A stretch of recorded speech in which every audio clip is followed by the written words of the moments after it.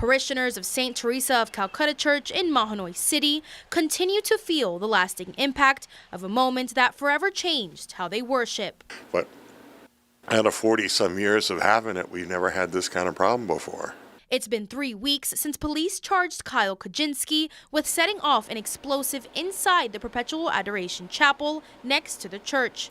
Father Kevin Gallagher says they're doing everything possible to restore what was lost. We're working on all of that.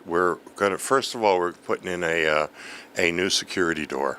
Before the scare, parishioners could enter the chapel at any time of the day or night. Moving forward, the security door will close after 8 p.m.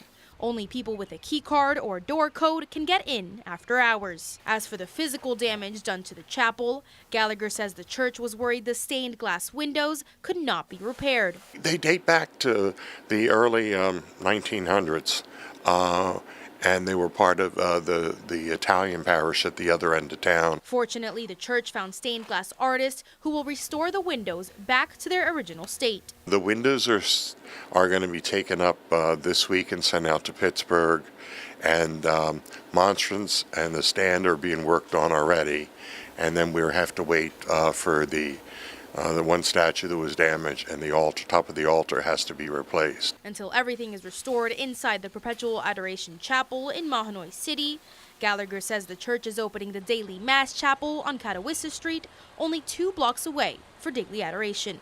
Valeria Quiñones, Newswatch 16, Schuylkill-County.